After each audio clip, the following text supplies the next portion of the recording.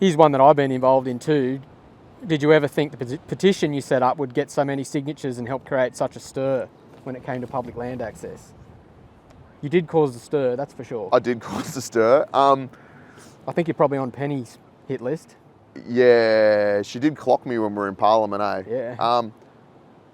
Look, without sounding arrogant, did I think it would go as well as it did? Yeah. I was pretty confident. You know, I work in marketing. My job is to get people to see things and feel something. So I used a little bit of that experience. And, you know, you and I spoke about it quite a lot before we kicked the petition off. There was definitely a plan. Did I expect 1.5 million people to watch the video of me ranting in front of a gate? That original video, no. Yeah, it went off. And something that probably no one knows is I shot that on Boxing Day. So I was actually at my mother-in-law's place having family lunch, and I just said, I got to go, and just ducked off up the road to... Didn't take you long to find a lock gate? Nah, it definitely didn't take me long. But yeah, I just ducked off and shot that video. I didn't expect it to go as viral as it did. Did I think we could get 20,000 signatures? Yeah. I reckon we could have got a lot more if the website didn't conveniently crash when we were getting 5,000 signatures a day. That was a bit sus. It was sus. But yeah, I think it was the right place, right time. I knew that the community was fed up, and the community is still fed up with the way that things are going. And yeah, so look, I'm pleasantly surprised that everyone got behind it. I think we could have done more. Yeah, I agree. As a community, I think there's a few people that have very large social media followings that potentially could have done a little bit to help us instead of just remaining silent. But it's hard to get people to make that next step too, just normal people. They'll like 1.5 million will watch that video and comment and that. But to take that step of going and signing a petition that takes 1 minute, a lot of people can't get that next step, which is sad. But I've sort of said this to a few people when they've asked me how I feel about it, because okay, so let's just do some quick math, right? 1.5 million people saw the video. Let's say 50% of them disagreed with it. Cool. That leaves 750,000 people. Let's say 10% of them were in New South Wales. So that's 75,000 people, and we got 27,000 signatures. So when you look at it like that, it's pretty damn good. When I look at my analytics, I know that much more than 10% of my audience is in New South Wales. So I go, well, you watched it, you might have shared it, you might have commented on it. Did you click the link and did you actually put your details in? Maybe, but yeah, it's frustrating. And I guess now's probably a good time to mention it. The result was that we wanted an inquiry into national parks. What's come out of it is an inquiry into public land in New South Wales. And by the time this episode comes out, the opportunity for public submissions will have closed. It closes on the 1st of August. This will come out a little bit after that. I really hope people have taken the time to make submissions. Yeah, well, we'll probably be getting online and asking people to do it. Absolutely. You would have already seen us do that. Absolutely. What's great is I've had a number of organisations reach out to me and share their submissions. Forestry Workers of Australia have put together an amazing submission. It's like a 12-page document with heaps of scientific data around the benefits of native hardwood logging in state forests. I've had a number of different organisations. Australian Recreation Union have put together a really solid submission. And I think the more of those groups that have put in these submissions, the better. But it's the grassroots stuff that I think will make the difference. The only thing that will make a politician act is putting their seat at risk. I don't care what anyone says. You've got to make them think they're going to lose their job over. So you've got to make it an election issue, and you've got to make them think, I've got to take this seriously or I might lose my seat.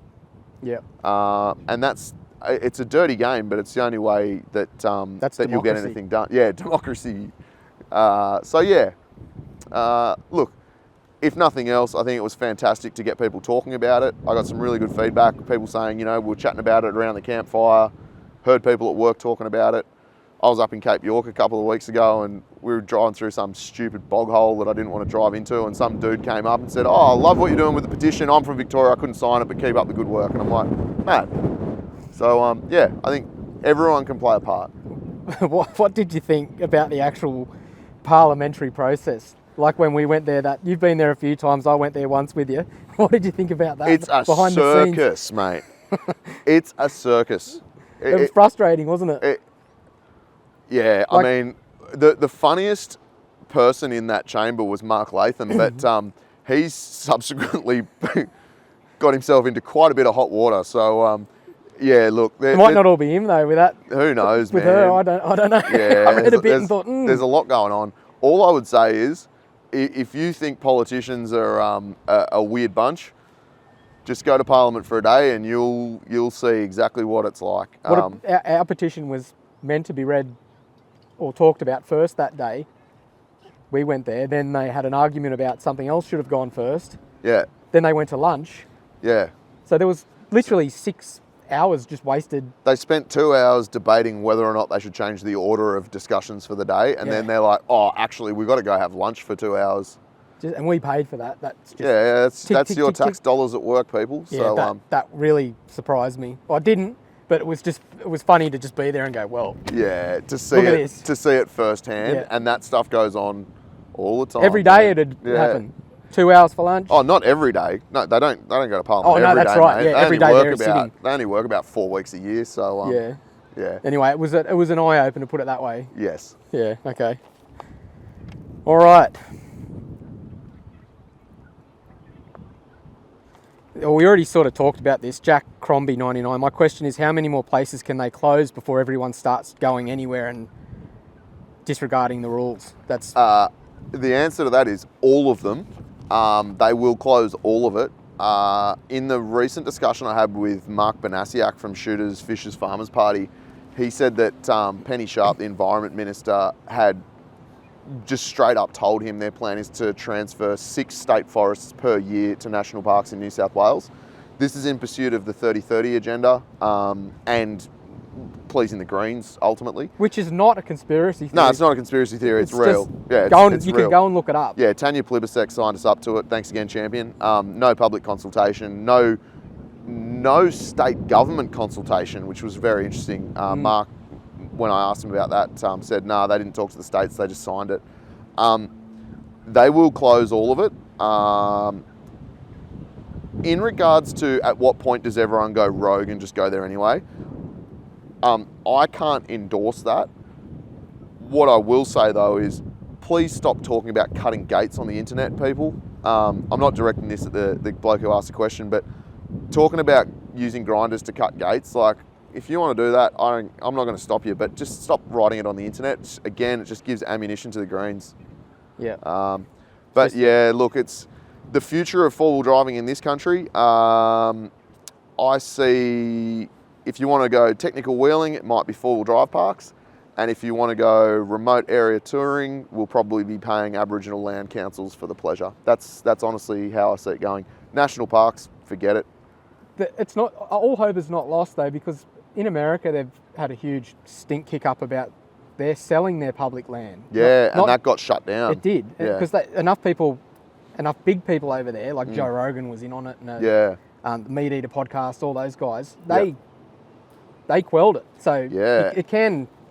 And that was even worse in some respects, because they were talking about selling it off like for commercial Developers. purposes, Yeah. to developers. But they were talking about millions of acres of public land over there, and the community just They jacked up enough. Yeah, man, the community banded together and everyone was talking about it, and they did a really good job. And that senator, I can't remember his name, it was Mike something, I think. He just went, yeah, actually don't worry about it, we just won't do that. Because his job Was on the line, yeah. All is not lost. We've still got state forests for the time being. And I think what we need to do as a community is utilise state forests and respect them. clean up after yourself. Clean up after yourself. Take common your rubbish sense. with you. Don't shit in the middle of a track. Don't Yeah. chop down live trees. All the basic stuff we're all sick of saying. But use state forests and appreciate the access that we have in New South Wales while we've got it.